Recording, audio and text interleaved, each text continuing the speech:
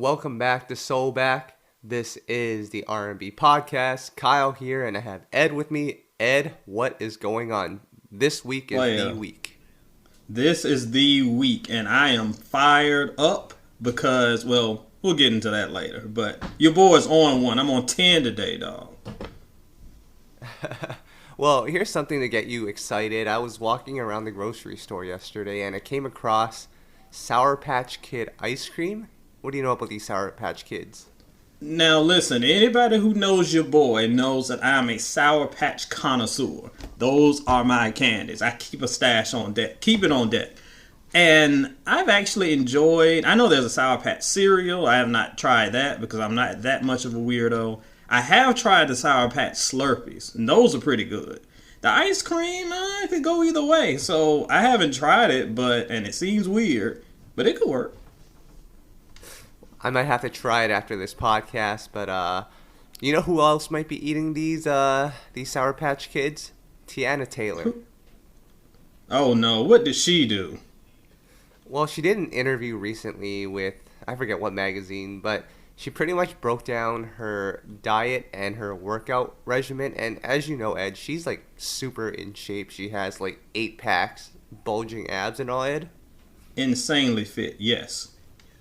Yeah, so one of the keys to her success with her fitness, Ed, she doesn't eat vegetables. You know, this is becoming a thing. And I didn't know this was a thing. Because when a brother like me, I just jammered on about eating Sour Patch Kids. And last week we were talking about fried chicken for like 20 minutes. Showing my blackness. But the thing is, when it comes to vegetables and stuff, I try to kind of stay on my health game. But there's this new kick player where it's like, you don't eat vegetables. And I can't remember the diet. Is it keto diet? It's some diet where you don't eat vegetables and then you lose all this weight and you get shredded. Now, you might look great, but I'm sure your artery is all shriveled up on the inside. So good luck with that. Right. And then the other thing is, Teyana doesn't go to the gym. She just dances. So that's the key, Ed. Dance like Chris Brown, and don't eat your vegetables. Well, dancing like Chris Brown and not eating your vegetables might be better than putting out albums like Chris Brown. Because that's a whole other kettle of funky fish. So we're going to have to go into that now that you bring it up. Chris Brown dropped his new album, Indigo. It was a 32-song album. And Ed, normally what we would do with these albums is I would just say, Ed, what were your thoughts on the album?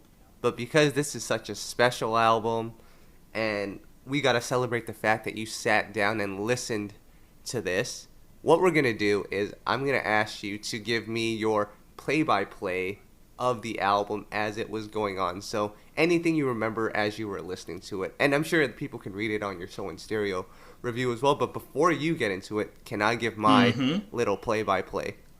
Please do. I'm going to pull up the track list so I can remember, because most people don't understand the emotional toil and turmoil I went through to get through this album. So a lot of it has been purged from my memory. I'm going to pull up the track list so I can make sure we go play by play, step by step, what went down and what went wrong with Indigo, or Indy, get out of here, not Indigo. All right. So, and this is just based on my recollection here. I remember I hit play, Ed, and there was this greatness of sounds and vocals coming out of those speakers, Ed. What? Chris Brown's vocals were crisp as chips, clear as water, and them beats, Ed, they were banging. And Ed, if you want banging beats, you got it. If you want an R&B collaboration with her, you got it. And Ed, I know you've been craving for a Little John feature. You got that as well. And the Drake song, which I know you're not fond of, but the energy on that song, Ed, man, that was a great one. And what else? What else do I have that I can bring up? Oh, and the most important thing, Ed, he took the Clips grinding beat and added saxophones to it. You've been begging for real instrumentations for years, and you got that with a Neptune's twist to it. You know I love my Neptunes. So, Ed, I'm going to put it out there. Heartbreak on a Full Moon was a great album. This might be even better. The songs are great. It flows flawlessly, and I'm a happy fan in general. 5-star classic, nothing less, Ed. What are your thoughts? What a lie you're living. First of all, when you said you put in an album, there was a Chris Brown album, and you heard great vocals and crisp instrumentation and something else about some Cocoa Puffs and other crispy things. I was like, did you put on exclusive? Did you put on the first Chris Brown album? Because you ain't put on what I heard, player. I don't know what on earth you heard, but I'll tell you what I heard. Because it's got the Twitters and the Facebooks and the IGs all up in my drawers because they are so heated. But let's go back and talk about what you saw. And let's use ears that aren't laden with Stan juice and understand what the rest of the world saw.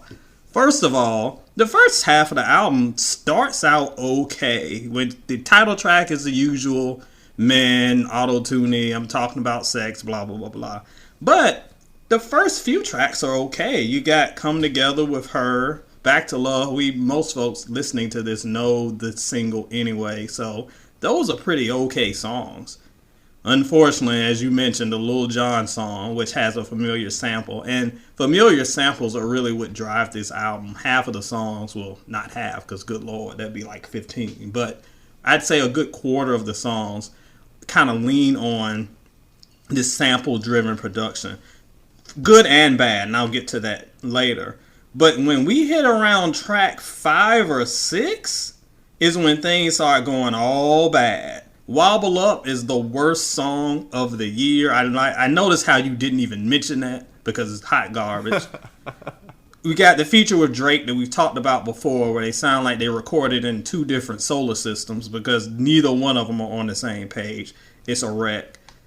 Honestly, the song that kind of surprised me the most, and we talked about this, you hit me up with this like well before it even dropped, the album dropped, was the joint with Justin Bieber. Now, I know Justin Bieber fans know that he kind of gets lumped into the silly pop lane. Dude is talented when he isn't being stupid, kind of reminiscent of Cousin Chris.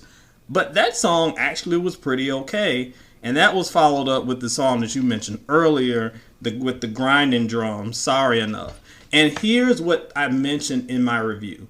The difference between a song like Undecided and Sorry Enough. Undecided is popular because it totally jacks I Love Your Smile. Down to the hook. It just changes a couple words. Same melody, same hook, same vibe, same everything.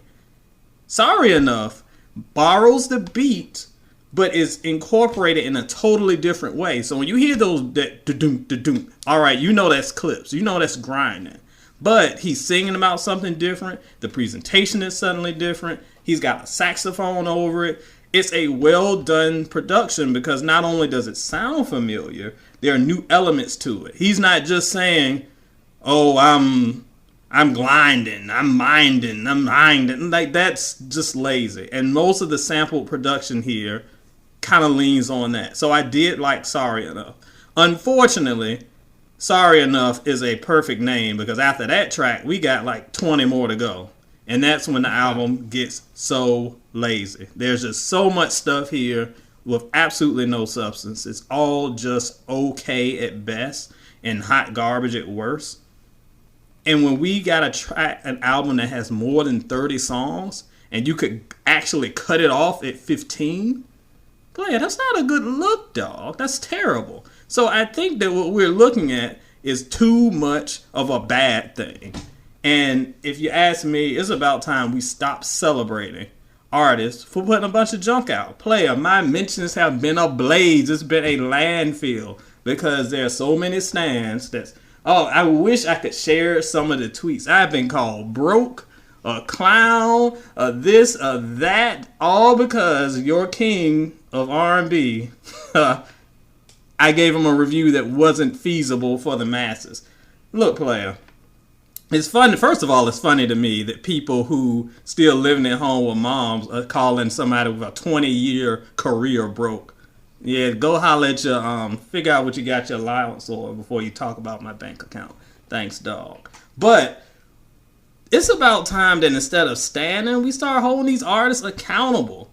this isn't the first time that he's dropped some garbage. In fact, it's been a long time, and even you must admit, Mr. Kyle, it's been a long time since your boy gave us an album that exceeded the 3.5 star range. Like, it's been ridiculous. And as much grief as I gave Heartbreak on a Full Moon, I actually enjoyed probably 10 or so songs were great. I still listen to Sensei. I love that song. Here, there is absolutely nothing. The best song here doesn't even reach kind of the middling songs on Heartbreak on the Full Moon. And that is, I know this, we all know, we've talked before, we know the strategy here. Cousin Chris is going to flood the market with a bunch of new songs. He's going to get his stands, including you, to stream it, so he can rack up the streaming numbers. So yeah, his stuff gets artificially inflated. But I'm not here to judge by how much I like the artist or how much I should fawn over them because they have more money than me, or how much I like one song out of 30. I'm here to talk about, is it a good album? That's what I do. I look at it in totality from beginning to end. And in totality, this is a total disaster. And time y'all fess up. Your boy messed up. But I will give a shout out. I want to give a quick shout out to Brittany, who commented on the post. And after getting raked over the coals by the Breezy fans, I want you to listen to what she said. She said she has been a fan of Cousin Chris since she's 10. And she's now 22. And even though she loved Heartbreak on the Full Moon, playing Indigo was definitely a drag. And I found myself tuning him out. He needs to learn quality over quantity and start personalizing his songs and a lot less sex. And that was all caps. Great review, though. I had to leave a comment just to tell you how much I agree. And I'm a die-hard Team Breezy fan. This is the best part. But the best fans know the good and the bad. LOL. It's okay to be a fan of dude and say, you know what? This album ain't hitting. He will not come to your house and revoke your fandom. So y'all can ride with this one if you want. But trust and believe, this is at the bottom of my album of the list pile.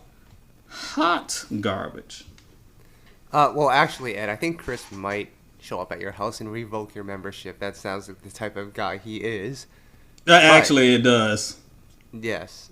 Ed, I need to bring it back to one point that you made. And I do apologize if Team Breezy called you broke or a clown. But I'll tell you one thing you are, Ed. You are old school and you are set in your ways. Because let me tell you, Ed, it's 2019. And we're not looking at albums anymore, Ed. We're looking at playlists. And I forgot to mention one of the better songs on the album. It's the disco-sounding song talking about how he's the side dude of the year, Ed. From those songs that I mentioned, which is probably about 7 or 8, that right there, if I put it into a playlist, might not be the album of the year, but can we give it the playlist of the year? Thank you. No, because a playlist player, I don't know about you, but when I construct my playlist, I take songs from separate artists, or maybe the same artist, from different parts of their career, put it together in a master list of the greatest, the best of the best. This is the best. A playlist, honestly, should be even stronger than the album because you're cherry picking the best of it. If you got a bunch of bottom feeding garbage with 2 or 3 out of it, that's a garbage playlist. And if you have to pick the 2 or 3 songs you like to create your own playlist, that means the original playlist sucked. That means Indigo sucked. That's how this works. All right. And we have to give a shout out to the record on there that sampled Aaliyah's Back and Forth, which she made into, of course, a sexual song. But Ed, there's a line in that song, there's a lyric that I think, I don't think it'll be winning any Grammys. It said something along the lines of, you're so wet, you're like my little mermaid. Ed, your thoughts on that line? My thoughts are, first of all, I was furious, and I forgot all about mentioning that song, but how are you going to take a song that's an absolute classic, beloved song, and turn it into a yet another forgettable thirst trap song that's just vulgar and ridiculous? Last week, I think it was last one, we talked about intro and Come Inside, and how, as a kid, I didn't know what they were talking about, but as an adult, I know what they're talking about now. And what we've lost in R&B is that subtlety in writing. And it's not even, oh, you're old and you don't want to talk about sex and we talk about it. No, Jodeci and them talked about sex all day long. But they did it in a way that was artistic and creative. And the reason why we've lost that, and this came to me as I was listening to Cousin Chris's album, and why the writing is so horrendous. This is yet another downfall of hip-hop's influence on R&B, which happened really hard near the end of the decade, 2008, 2009, with your boy T-Pain driving a stake through the heart of hip-hop, of R&B. But that's another argument for another day. Anyway, because now we have R&B artists writing like they're rappers, that's why these songs sound like they sound. Hip-hop, as much as I love it, a lot of times is very blatant in their imagery, and that works for that medium. But now we've got R&B artists that's basically writing hip-hop songs over hip-hop beats and not even really singing. They're just talking their lyrics. That's why the songs are so like crass and vulgar, and sometimes it doesn't even like fit the flow of the melody, because we're shoehorning the construction of a whole other genre into this genre. And that's something that really hurts this album. Well, let me ask you, Ed. Someone on our Twitter page, I'm not going to say who it was. It may have been me. It may have been Tom. But it was probably me. I said something along the lines of, I think at this point, Chris's sound is starting to get stale. Where are the OG songwriters to help him out? Do you think that's what would help, bring his career back to, I guess, a certain level? Because it does sound like, especially when you listen to Heartbreak on a Full Moon and this one, everything just sounds like one long song. I think, at least for me, I think he needs to start working with different songwriters. And I think he's capable of, a mature album, but I don't think it's going to come from him, himself. I think he needs to draw from other people. I agree with that, but here's the issue with that. Artists aren't going to change in their mind. If it ain't broke, they ain't going to fix it. And I talked about this in my review. Heartbreak on a Full Moon, and as looking back on it now, and I say, oh, there were some really good songs there, they were. However, the overall package was doo-doo, so that's why I gave it a poor review. But there were great songs there. The problem, though, is overall, that album was very successful for him. So he's going to do what he did the last time because that's what was successful. What you're saying is what he needs to do as far as developing and growing as an artist.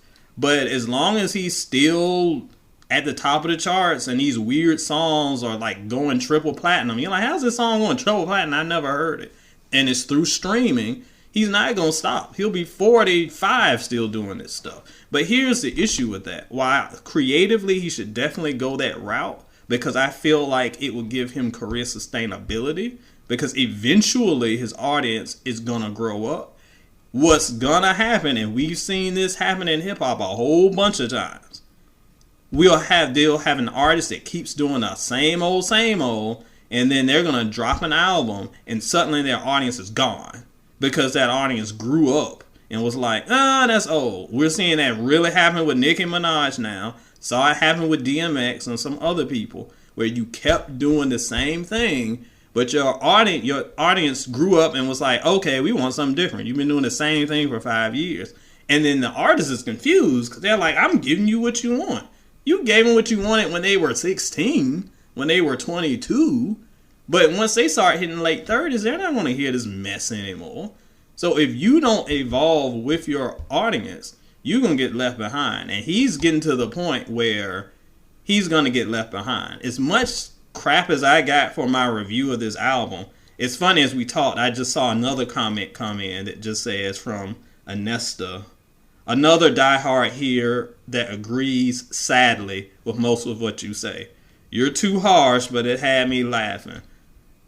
Basically, she was saying that, yeah, I was hard on it, but I am a fan of Heartbreak on the Full Moon, as she goes on to say this. But this one is kind of That fan base is starting to be like, okay, you're doing the same thing over again with diminishing results. I ain't going to be here for you. He can do this another time, and he's going to see my artist ain't gonna be here, and maybe I should have evolved in a way that Kyle suggested. And I would say that he has a lot to offer in terms of his life experience that he can put in his song. I don't think he needs to continue to make records like Wobble Up. Or there was another one on the album, I think it was called like Stacks. Do you remember that one? Oh, God, no, I don't remember it. But I'm sure it's there somewhere. That was probably the worst song I've ever heard in my life. And I listened to Tank's last album, so... It was worse than Wobble Up? I have to look at the track list. I don't remember that one. It was worse than Wobble Up.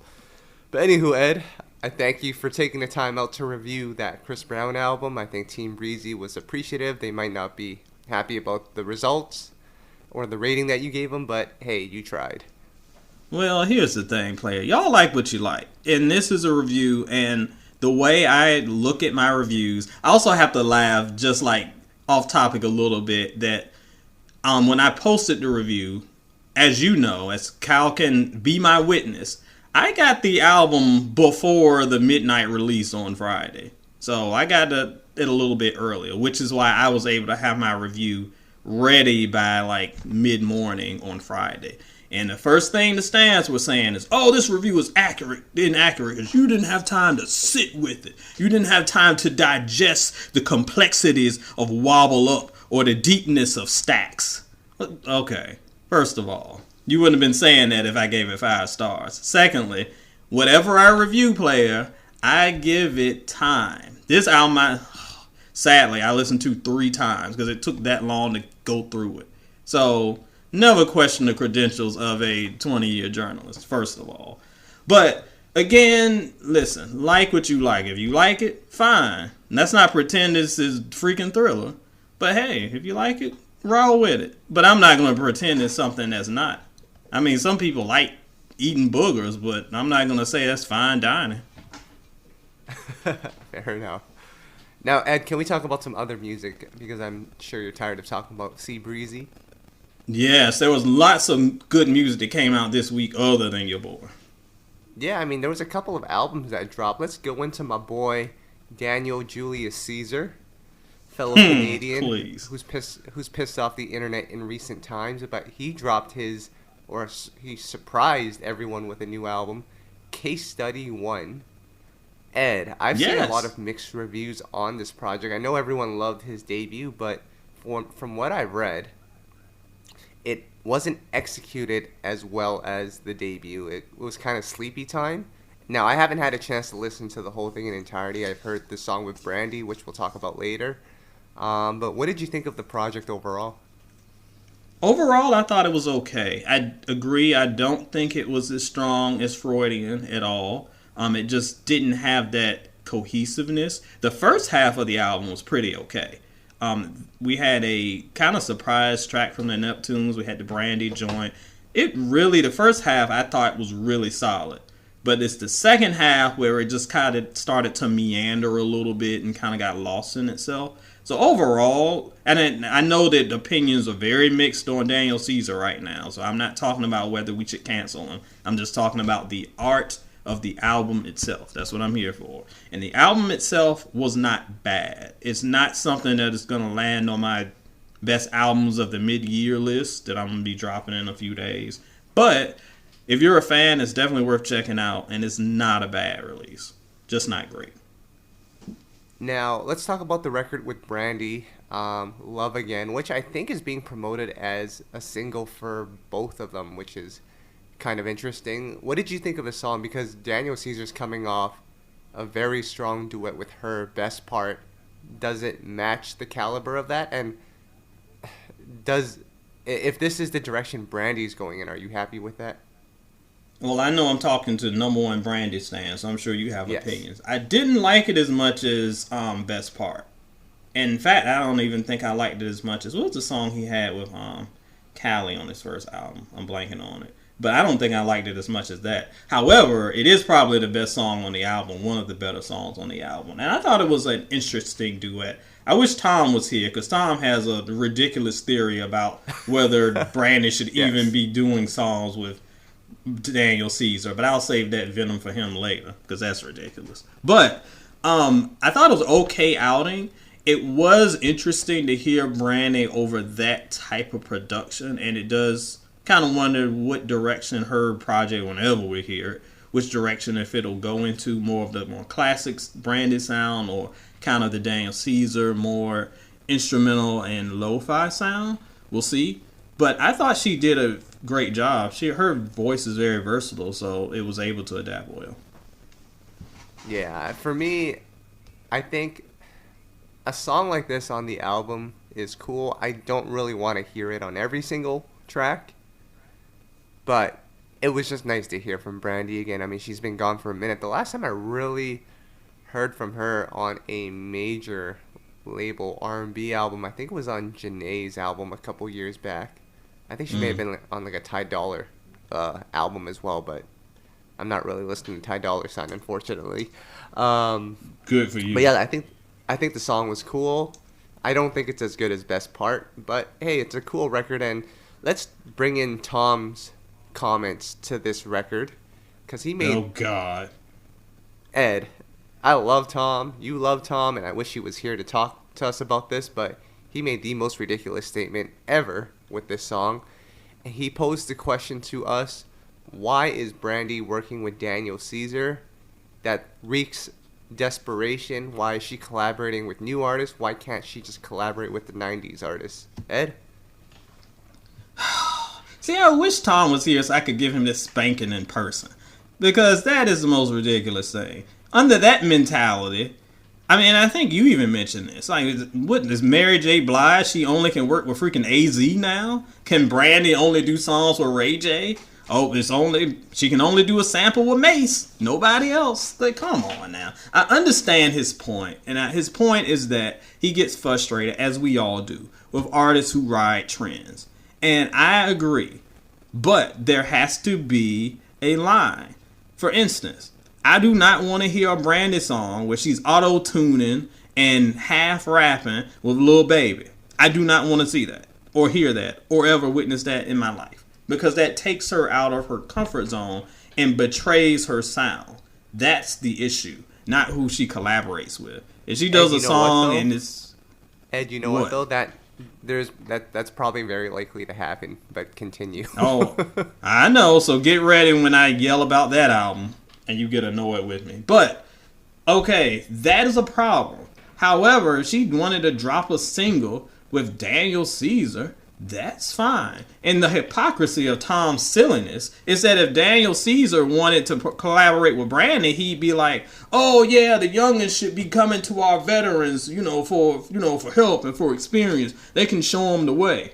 So it's okay for Daniel Caesar to work with Brandy, but not Brandy to work with Daniel Caesar. Please tell me the logic. Yeah, I mean, I think Tom... First of all, Tom just hates young people in general. I don't think he's ever made a compliment about LMA or her. But that's a conversation for another day.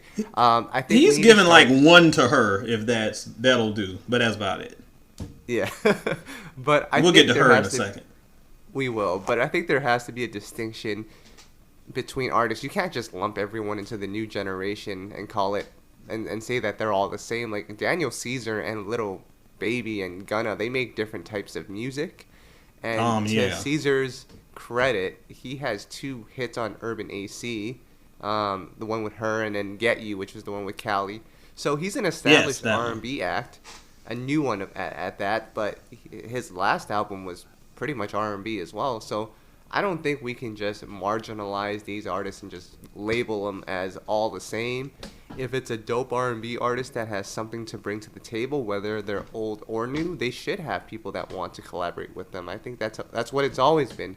Like, I don't think Tom was mad when Brandy collaborated with Kanye West back in 2004. Exactly. But he wasn't mad then because that was a sound he was adjusted to and was a fan of. But now she's doing sounds with artists that he doesn't really get or understand, so it's a problem. And it really goes against...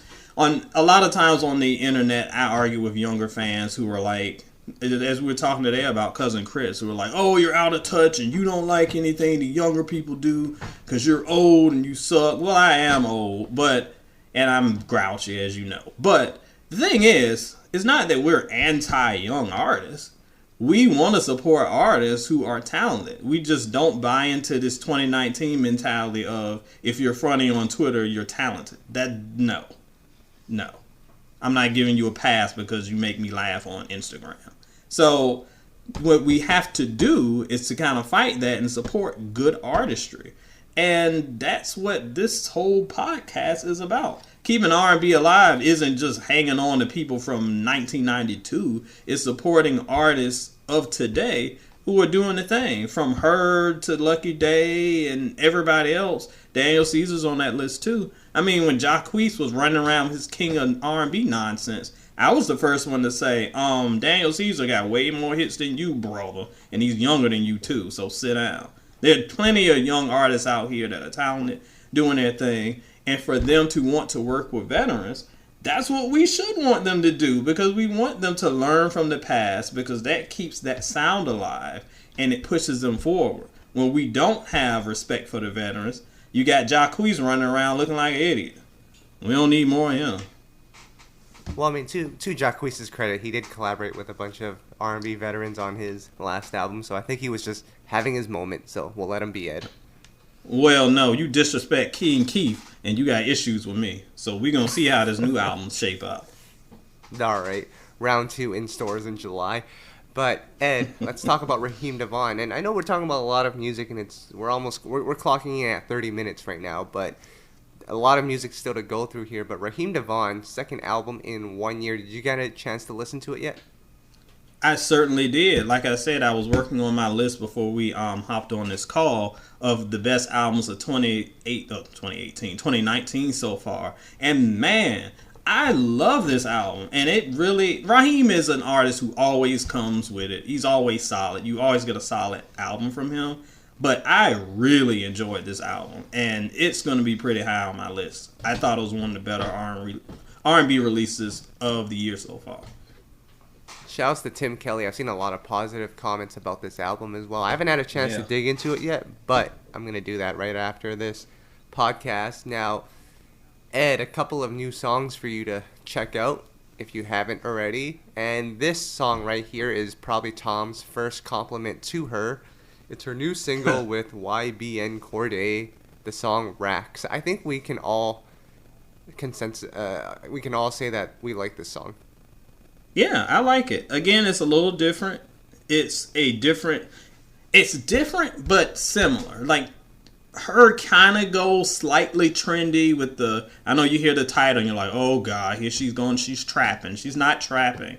And she does kind of alter her delivery a little bit to make it a little more current than her usual sound. But she doesn't stray from it.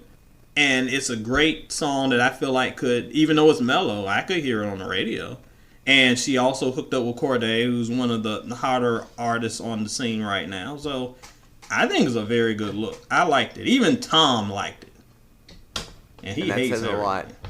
Right. Yeah, that says a lot. Plus, I think this will probably lead to her album coming out, because I know she's released a couple of singles here and there.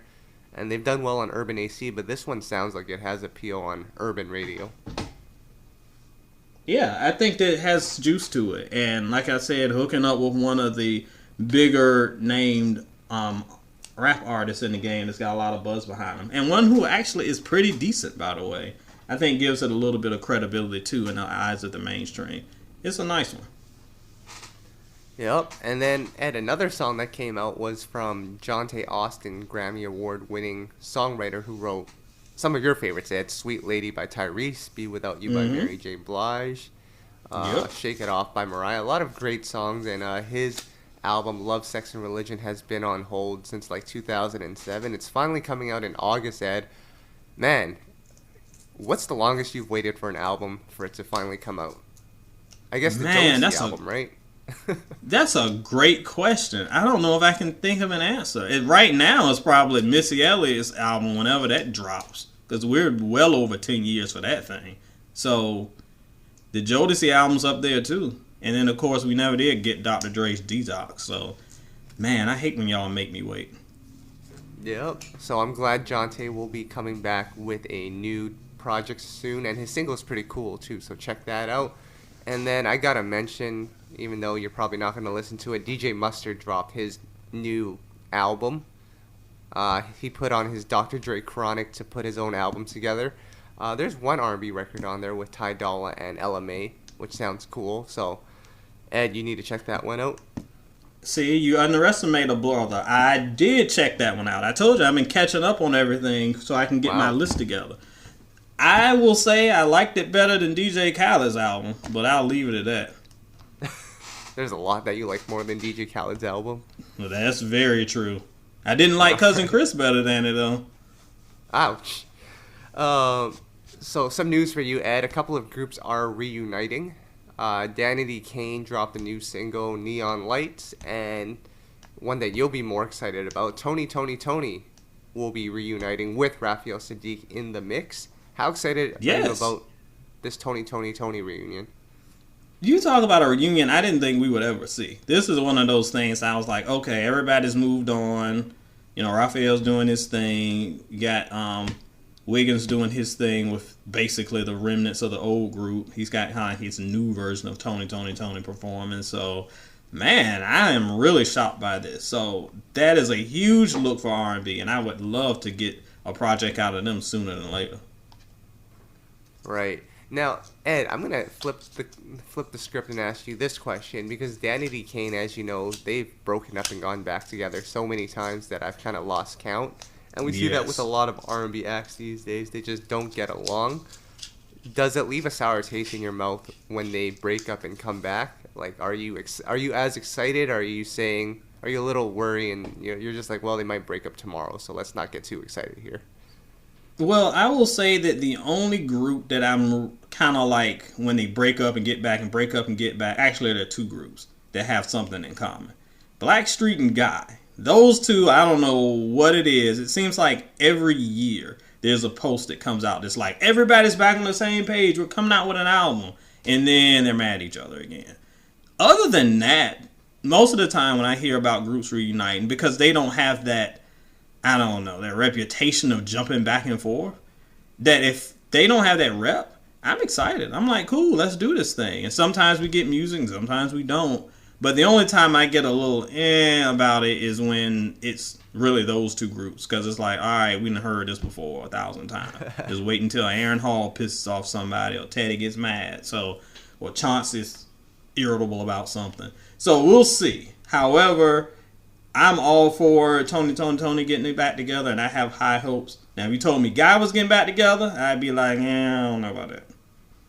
Well, I did read, actually, now that you mentioned Chauncey, on his Instagram, he says that Blackstreet is working on a new album without Teddy or Dave. It's going to be Chauncey, Mark Middleton, Levy, and Eric Williams, I think it is.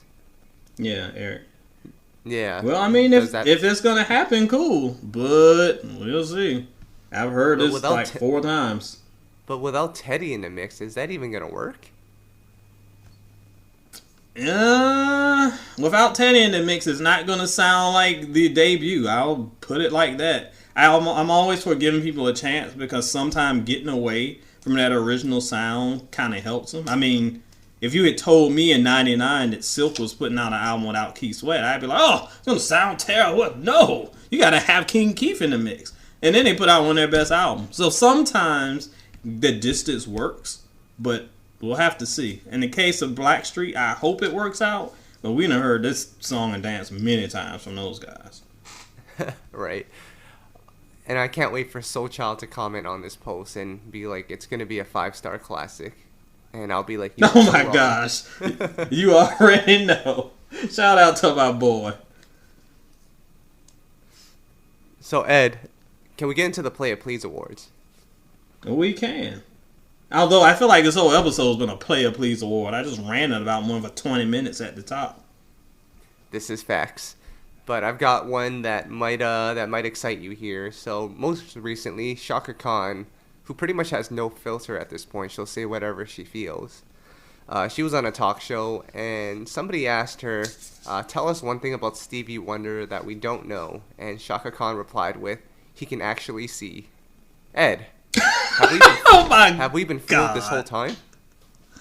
Who was it? I thought it was you. Who was it was trying to convince me a few months ago that Stevie could actually see? There was actually someone who was trying to tell me. Someone was trying to convince me that he could see and that this has all been a ruse.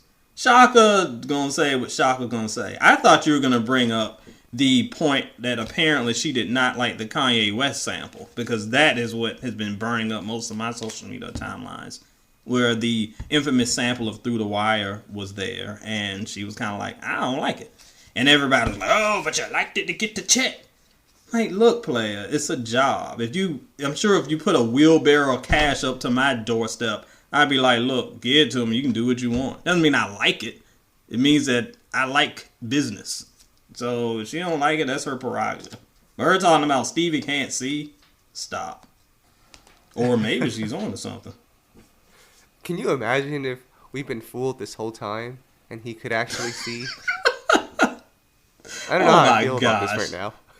I don't know how I feel about it either. I'm just going to go listen to Kia songs in the Kia Life and Hotter Than July and pretend that we aren't having this combo. If you tell me that Stevie can see, my life has been a lie. Yes, it has. All right, next player, please, here. Little Bow Wow, or Bow Wow, recently posted a picture on Instagram of him shirtless, and he was showing all sorts of 6-packs and 8-packs and abs, and you could grate cheese with those abs. And then someone posted a real photo of Bow Wow, where he does not actually have these 6-packs, and it's actually not as toned as one might think. And people are claiming that it's Photoshop now. Ed, why do celebrities keep putting themselves in these positions? I don't understand why. And I know why. They do it because they need content. We live in a content-driven society, player, where you have to relevance. Like we were saying earlier, it is not about the music anymore. It's about staying relevant. And to stay relevant, that means you have to create content for your social media channels that will go viral. And what's the laziest way? Let me show some abs so we can get the thirst traps all riled up. Which is dumb. Player, if you ain't got them, you ain't got them. Just keep your shirt on. Go to the beach. It's cool. We don't need to see your bumpy belly. Especially if you don't have it. It's not that serious. But of course we know this is Bow Wow. And he ain't had a good album ever. So it's not like he can give us good music to satisfy that. Well, there you have it. And then the last player, please. Or actually, before I get into it, I think I read that Cardi B tried trademarking her slogan, "Oh Kurt," and it was denied by the government. Did you read about this? I heard that she had tried trademarking it, but I did not heard it had been denied. You know, those Cardi B stands are good for some fake news. So what I saw was that she had trademarked it, and she was the smartest woman in all time, and we should all bow down to her. But it would not surprise me if she tried to file the trademark, and they were like, no, that's ridiculous, sit down. Yeah, I think it's because that term, or that word, was used before Cardi. She didn't invent it. So you can't trademark something you didn't invent. Exactly. But that hasn't stopped people from pretending to be idiots before. So just because Cardi said it, they have to take it at face value. Y'all gotta chill out. Yep. So Ed, the last player please here, and it's story time, is I was on Instagram the other day, and this gentleman slid in my DMs and asked if I would be willing to contribute some money to purchase a Neo song, an unreleased Neo song. It was actually the demo to the record that he wrote for Mario Vasquez, Gallery. I'm sure you remember that song. He hit me up and was like, you know, this dude is selling this demo and I really want it. I was wondering if you could help contribute. And I was like, you know what? I really like that song too. And although I don't condone any hacker activities, any leaker activities, I do really want this song. So let me just see what it's all about. So I said, okay, well, how much is the dude asking for? Ed, the dude was asking for $20,000. $20,000? Play a what? So, what? And I think the question is, what else comes with this this song if we're paying $20,000? Do we get Neo's hat collection? Neo's hat collection? It better be Neo himself tied up somewhere. Like that is That is a ransom for a human being, not a random demo from 10 years ago. Who would want, I mean, I know you just said that you wouldn't want that, but who would be willing to pay $20,000? This isn't a lost Michael Jackson album. This isn't Prince's Unicorn. Like, what are you doing? Who would pay that? So, Ed, would you pay $20,000 to purchase Keith Sweat's unreleased vault from his first album? Player, please. Actually, I have unreleased vaults from his first album. I just go to the internet. Well, what if there was a song that you had never heard and it's never been released?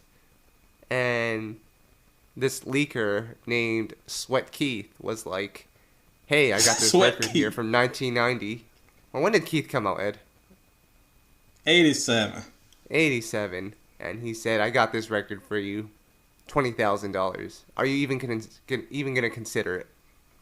Do you really think, this is what I would tell him? I would be like, look, dude, I've got this Subway gift card from like a year and a half ago that I still haven't used. So how about I give you that and you can give me that. So you can get a free sandwich and I can give me some free music. That's about as good as I'm going to get on this trade. Yep. And shout out to Subway for their cookies as well. Those are pretty good. Oh, I need to go get a cookie today then. I forgot they had cookies. I literally have this gift card. That's not a joke. Well, you got to spend it, Ed, or someone's going to take it. Cousin Chris. Well, I'm saving it for this Keith demo that apparently is going to appear in my inbox. Right. Well, the good news is I'll never have to worry about Chris Brown selling unreleased songs for $20,000 because he just puts it all on his albums anyway, so it's all good. That is the truth. If he's got demos worse than this, can you imagine? It's just him burping on the beat. That's just bad. You can't get any lower than what we've got now. Fair enough. So, Ed, I think that's it for this week. So for the remaining portion of the podcast, it will be a segment that Tom recorded with Raheem DeVaughn earlier in the week. We were going to actually push that to a couple of weeks later, but because his album just came out and we support the guy, we had to move it on up to this week. So it might be kind of weird not hearing me and Ed on it, but I'm sure Tom did a great job. But before we get into that, Ed, what's going on with SoulandStereo.com? Man, I feel like we've been talking about Soul and Stereo all day, but there's a lot of stuff popping. Of course, if you would like to go check out my review of Chris Brown's Indigo, please go do that, because that has everybody and their mama ready to give me death threats. So either you can give me death threats or you can give me love. Either way, at E.T. Bowser on Twitter. It's all good. Also, speaking of albums that are actually good, I also posted my review for my hip-hop heads, Freddie Gibbs and Madlib's Bandana. To me, unquestionably the best hip-hop release of 2019 and probably the album of the year. If you're a fan of hip-hop, you got to check that one out. If you missed the BET Awards, oh my goodness. I have my annual BET Awards recap, the 20 questions. Those are up. Go check that out. That's always a good time. Every year, I'm like, I'm not going to do this anymore. It takes too long to do this piece. It drains me. I feel like I'm going to die. It's like reviewing a Chris Brown album. But I do it, and it always gets so much love. And everybody's like, oh, this is my favorite thing you do on the site. I always look forward to it. So y'all always rope me into doing them. So go check that out. And maybe by the time this posts, I will have my top 25 albums of 2019 so far post up. Hopefully. If not, it'll be up later in the week. Nice. So, Ed, I think that's it for this week. I'll tell you what I'm going to do. I'm going to open up my playlist. Actually, I'm going to start a new playlist. It'll have Yeah, it'll have Goodies, it'll have Okay, it'll have Girl Fight, and now I can also put Temporary Lover on there. How about that? Oh my God. If you want to hear Lil Jon screaming at you weird ad-libs for 5 minutes, there you go. It should just be a playlist of Lil Jon ad-libs. That's still better than this playlist called Indigo. Calm down. All right, guys, that's it for this week. I'm going to need you guys to grab your popcorn and your soda while Ed and I bounce out for this Raheem DeVaughn interview. So check it out. And Ed, I will see you next week. Let's get started.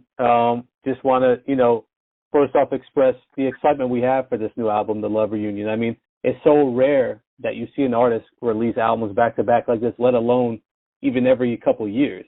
So, man, it's been like 8-9 months, and we're just so excited that we got more new music from Raheem DeVaughn on the way. What inspired you to do it like this?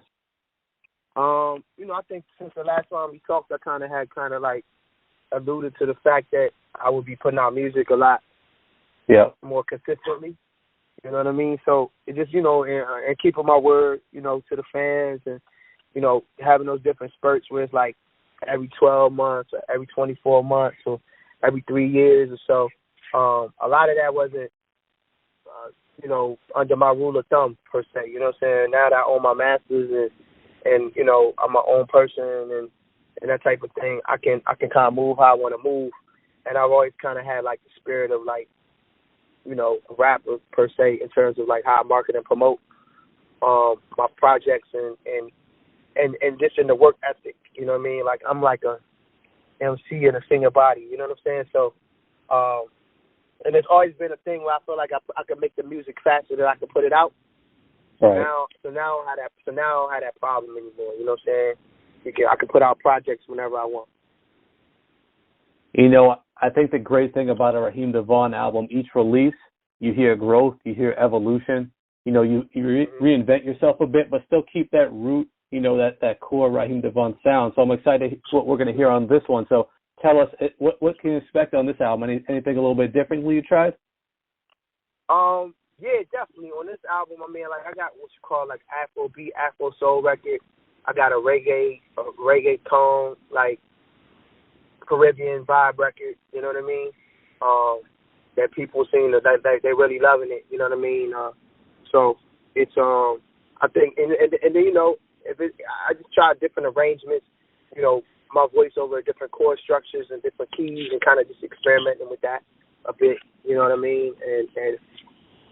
And making full songs again, some songs with bridges or just, it's this new technique I kind of just like where the vocals like out front, and with the lush harmonies and, I really, as I go along and get into album 7, as I create these projects, over the next few years, I'm more hands-on. I notice I'm becoming more hands-on and becoming more of a producer, in a sense as well. Right. I gotta be honest with you, man. I'm not even done listening to Decade of a Love King, man. The album is still in rotation over here. Yeah, well, the cool thing is, like I said, it's a trilogy series, so you can just like pop that in, listen to that, and let this come right behind it. You know what I'm saying? And just kind of enjoy it. Right. Absolutely. I think when that album came out, I had mentioned to you the song "When It's Real." How much I appreciated that song because, as an R&B fan, R&B lover, don't hear a lot of songs like that. And for anyone who hasn't heard that song yet, please check it out because it just brought me so much feeling, made me feel love. Like I've mentioned, you made me want to go hug my wife. Like, what is it like making a true love song like that in this day and age? Man, that was one of the few records in my career that I didn't write. And but I when I'm making an album now, I know how to put my A&R ears on and go find great records for myself. You know what I'm saying? That fit the occasion, that fit the concept of what I want in terms of the track listing and the entire body of work in its the body of work in its entirety. So that was just one of those moments, man. That record had been recorded probably for about 3 years, 4 years prior to it actually even coming out. You know what I'm saying? So I think that just kind of speaks to the fact that, like, great music, it doesn't matter when it was recorded, but more so or when it comes out if it's timeless. Right, absolutely. Now, one thing I'm excited about on this album, you're working with a friend of ours, Tim Kelly. You linked up with him at the new label, and he's got some really exciting things going on. Tim Kelly from the legendary Tim and Bob, for those who aren't aware. Talk about just what it's been like linking up with him, because I know how much passion he has for R&B and big things he's doing. It's been great, man. And not only have I linked up with Tim, but I linked up with Bob Robinson, too, on this album. Bob produced the cut on here, as well as this record called, it's called Any Everywhere, track number 10. You know what I mean? So, and then, Tim produced the first single, of course, Just Right, and as well as Ballerina. So both of them are, although they don't work together anymore, they're both great and great health and just still at their A game production wise. You know what I mean? And so it was great to be able to work with them. You know, two powerhouses from the '90s. You know, I often say that my music is kind of like a futuristic '90s time machine when it comes to when I'm on my, you know, when I'm full of like R&B mode, and I feel like I want to get a world of R&B album. Like, you know, that's the vibe. So definitely, I'm thankful for working with them, man. Tim is a genius. Bob is a genius. You know, even the newcomer producers on here. You know, I believe in giving new producers a shot. You know, constantly. You know, as far as songwriting, one of the greatest songwriters in the game to me, who's now with the world is starting to recognize his name, is Blanco Brown. I don't know if you've been seeing what's been going on with Blanco Brown and that Get Up record, but like that's my homie. Like Blanco wrote, you know, not only on this album but the last album. There would be no Don't Come Easy if it wasn't for Blanco reaching out to me, you know, on Instagram. He found me and I responded, and that's kind of how like that whole relationship came about. You know what I mean? So I'm so happy for him, not only as a writer but as an artist right now. You know, I know we talk about me and whatever, but you gotta give people their roses, and his pen game's crazy. So I think, you know, I'm thankful for him, you know, investing that time in me. And you know, after you put out a record like Don't Come Easy, I had to come with the heat. You know what I mean? So I did pull out the pen. I did pull out the pen for Just Right, you know, Testify, and I wanted to, you know, it's people that are great. You surround yourself around great company, and they inspire you. You know what I'm saying? They inspire you in ways you'll never believe. So, you know, Blanco co-wrote on this album as well. Black Girl Magic. It's a record named Metronome, and it's a record called King as well. You know, where he and his you know, wonderful team contributed to the project. That's dope, man. Look forward to checking out his work on this album. Want to give another shout out to a producer I believe has a placement on this album and who is a big supporter of our site and everything. That's Travis Cherry. Is he on this album too? Oh yeah. Travis is on the album as well. Co-produced Metronome with another with some of my other favorite producers, the colleagues. Big shout out to my bro KP. You know what I mean? And yeah, man, it's all family, bro. Like even like, you know, the Heaven and Earth record. It's a brother named Afro Keys, who was part of the last album as well. He produced Say the Word on Decade of a Love King. You know, Afro Keys got that smoke, man. He got the heat. He's straight out of Minneapolis. He's out of Minneapolis. Yeah. So, you know what I'm saying? He drank some of that Prince Roger Nelson water. Yeah. That's dope, man. Definitely looking forward to hearing this album. You know, what I really want to ask you is because, you know, you're probably one of the most educated people we talk to about the industry. You have so much insight. You really know everything that's going on. A lot of artists, some of them are a bit jaded towards the industry, but, I mean, releasing 2 albums in less than a year, you know, a lot of artists don't want to do that, and the number one reason is sales. You know, sales numbers are way down, streaming's way up. So how do you approach that if you're not getting supported sales-wise? I mean, I think what they're doing is they're not selling physical product, though, or they're not making products that can be bought as physical product, meaning, like, there's a particular fan base and an audience out here that still buy CDs. Like, people still buy CDs. I just did a community event and auctioned off one of my CDs for $130. Like, wow. my you know, the new album, you know what I mean? In support of my foundation. So, like,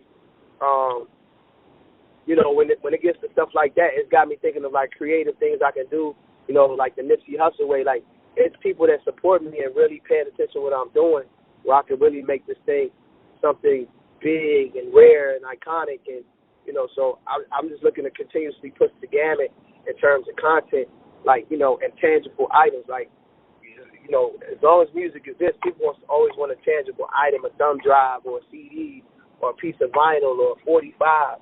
You know what I mean? So you got to think out the box because, you know, you're not going to none of us as artists are going to make the money we deserve off of the stream. So every CD I can sell in the street, you know, and that's not, I'm not talking about first week sales. I'm talking about 24 months from now, 12 months from now. You know, I predict that I'll be, you know, I'll sell 50,000, 100,000, maybe a $150 of CDs. You know what I mean? You know, and I own my master. I got great penny on the dollars in my deal. So not only does my plug make money, You know what I'm saying? I make great money, and we stay in the black. You know what I mean? And it's a good situation. Right. That's dope, man. You know, I'll never forget this comment you made to me many. And let me say this too. There's another key component to it, and which is live performance. So, right. If you put, I got one. Thank you. If you're putting out an album, you know, I could put out an album every 6 months, or every 8 months, or every 9 months, or every 2 years. The difference between me and some of these other cats is that the time has not been spent. And I'm talking about with some of the biggest names of artists that are in my quote unquote lane. The proper time has not been spent in terms of building a post-star resume. You know what I mean? Right. You know, meaning their ticket master post-star value. You know what I mean? Meaning like, you know, my last show I did in Detroit, I sold Ample Theater. I sold 5,000 seats as a headliner. You know, right. out with the Hamiltons and you know what I mean, as an opener. You know what I'm saying? So like, it lets me know, like, you know, certain groundwork's been done, and we're gonna turn that, you know, so then we sit back and say, hey, how can we turn that 5,000 into 7,500, or that 7,500 into 10,000? And you know, and that's why you start to see me on a lot of the major festivals, you know, Funk Fest and Capital City Jazz Festival, and Spirit Fest, and you know, it's my goal to hopefully one day play Coachella or you know, stuff of that nature. You know, Afro what's the festival they do? Afro Punk. You know, that stuff of that nature. You know what I mean? So it's coming. I mean, you clearly get it. And I just always think about this comment you made to me probably about 5 years ago during one of our interviews, after the interview, you know, because I'm someone who, I support all R&B artists, you know, that make good music. But you told me this comment, like, a lot of the artists who were on majors, who were big in the 90s and 2000s, were going to have the rug pulled out from under them because of the changing landscape in music. And, hey, here we are now. You were right. A lot of the artists that we support are fading away. It's scary, man. What do you see when you look around the R&B landscape at your peers that you came out with?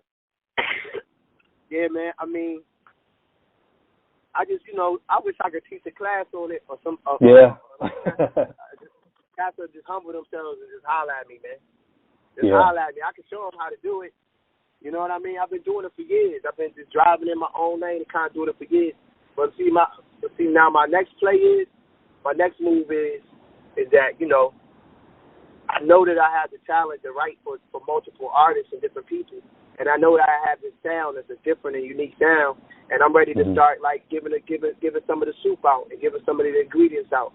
You know what I mean? And writing for different artists that's willing to be the clay, and those is willing to be the clay and want you want to get down, like hit me up. Let's get down. Let's change the sound sonically of R&B collectively together. Let's stand in solidarity for the culture of soul and R&B. Life Jennings just tweeted my music out the other day, and you know me. I know you know the history. Like with me and Life, you know what I'm saying. We came out at the same time.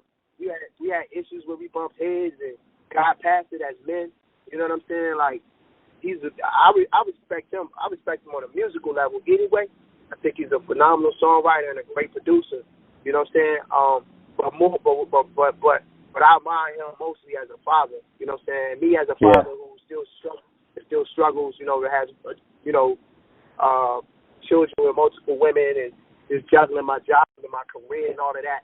Man, I'll be seeing how he be moving and I'll be like, man, I don't know how he do it. You know what I mean? But I say that to say this, man. It's a time and a place for everything, and I think I've said it over the years, probably 10 years ago, back when you said whenever that interview was, it's like, you know, black music is the only music, or our culture of music is what we do, this R&B and soul thing, where it's all this conversation about king of R&B and this, that, third, whatever. Our music is the only music where people, where it's kind of like, it can be, where it's kind of treated as kind of discarded. It's discarded. You know what I'm saying? You know what I mean? Like, it's disposable. They treat it, and we can change that narrative. You know what I'm saying? If we just kind of mob up, and then there's certain tools that definitely I feel like we can use that would be productive for us. You know what I mean? No, that makes sense. And let me ask you this though. You know, we always talk. We just talked to Eric Roberson last week, right? You know, someone who has really embraced the independent artist movement, and you've been someone in the same league. You know, even when you were on a major, you operated you hustled like you were an independent artist, which we always admired.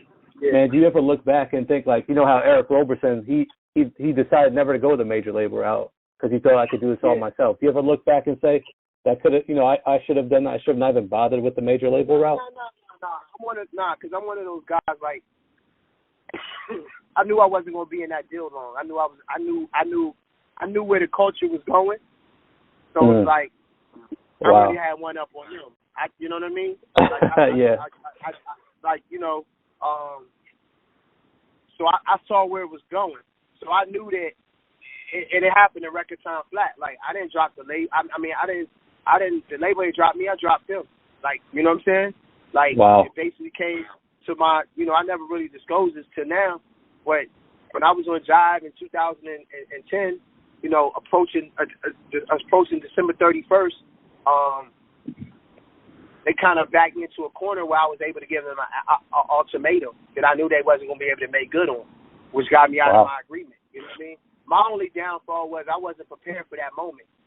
I had records, but my work ethic wasn't. It was always great, but it wasn't how it was, and I didn't have access to the things I have access to now. So, like, over the years, it's been times I've spent my last on going in and creating projects, or going in the studio and just work, because I'm building catalog. You see what I'm saying? So I'll never be out of work because I have catalog. One, you know what I mean? And so when the phone ring or I decide I get bored, I want to put out music. So I could put out an album at any given time. I got enough music for 15 years. You know what I mean? And I make it in real time. So it's no way I can lose. You know what I mean? Right. Like, so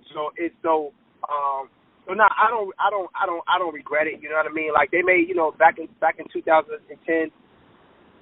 I gave them an ultimatum. It was time for them I was going into what was known as my fourth album period, and they would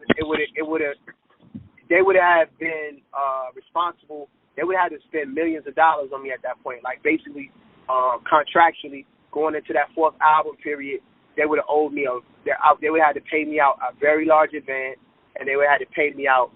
I would have been able to have like $1 million budget to make an album. You know what I'm saying? But because I was one of those artists that was always in the black, they didn't really feel like they needed to spend money on me for me to do what I needed to do. And in a certain levels, they never really fully committed. I was able to say, well, hey, like, I want y'all to honor my contract. And if you can't honor my contract, then you have to let me out of my contract. You see what I'm saying? Right. That's crazy, man. And I knew that time was coming because I started to hear the whispers. You know, when I'll be in those buildings and in the labels, whatever, I'm listening to what they talking about. You know what I'm saying? I'm listening. You know what I mean? Like, and I'm making allies in the building, so I'm understanding the culture where it's going. So, excuse me. As a result of that, I was able to get out of the deal. You know what I'm saying? And like I said, my biggest issue was, you know, I jacked the beat and I made the She Single beat jack in the video alone. Right. That changed my life, like my career. It made me sexy on the new millennial tip. Like, but I didn't have no album. I didn't have nothing. I didn't have no plan. I didn't have no marketing plan. I didn't have no strategy. You see what I'm saying? Yeah. So that's where you know, I learned a valuable lesson in that. I never put myself in that position again. You know what I mean? Right. Ever. That's crazy. Thank you for sharing that. And, you know, we're just about out of time. There's just one last thing I want to touch on, and I think this is really important to talk about. You know, And that's what you really accomplish with your foundation and charity work you do, because what you've accomplished as an artist has been amazing, has been timeless. But, man, what the impact you make with your foundation and what you're doing for others is really, life-changing. So I really want to thank you and have you talk about some of that. I mean, I know the charity work you do. I saw that you were recently bailing out mothers on Mother's Day. I thought that was an amazing thing, man. Just talk about some of the impact you've had in the charity world. Oh, man, it's been great, man. From, bailing out black mothers to, doing the Queen for a Day spot takeovers. We just did our umpteenth one in L.A. Probably about the third or fourth time we've done one of these in L.A. This is getting bigger and bigger. Big shout out to celebrity hairstylist and Kim Kimball, who's a staple in his business. She is Black History. She does everybody's hair from you name it. You know what I'm saying? In his business and on a plethora of different film sets. Currently working on what's the movie coming out? The Lion King. I think it's the Lion King movie going to come out. So she's working on that. She does Beyonce's hair, Oprah, Mary J. Blige. I mean, you name it. In terms of black women in hair, like she's it. So right. she came on as a partner to join me in the AHF and in their new housing department that they have, and assisting me for the Queen for a Day spot takeover, doing the young ladies' hairs and helping giving them makeovers and whatnot. Have a partnership with the AHF. I literally just left the Bahama Breeze, in the DMV in my city. We gave away 6 scholarships this year. You know what I mean? So that was just dope. Like, man, I'll be bouncing off the walls. It's community work, man. It's not glamorous, but it's definitely fun and exciting, and I feel the foundation expanding and growing. I see it doing big things over the next 5-10 years. That's amazing, man. Thank you again for all that you do, man, and just keep it going, man. We appreciate it. No doubt. And before we say goodbye, is there anything you'd like to add? Oh man, it's just I'm on my second decade, man. It's the decade of the GOAT. Like, I'm a show and prove. I'm thankful for the fans supporting the music, supporting the culture. I can't wait for people to hear this album. You know what I'm saying? Blow me up on social media, blow me up on Facebook, blow me up on IG, and let me know your thoughts and let me know how you like the record and everything. Awesome, man. Looking forward to hearing it when it's out on Friday. And, man, always happy to support you. Thanks for always making great music. Thank you, brothers. Thank you, brothers. Thank you, brothers. Thank you, brothers. Thank you, brothers.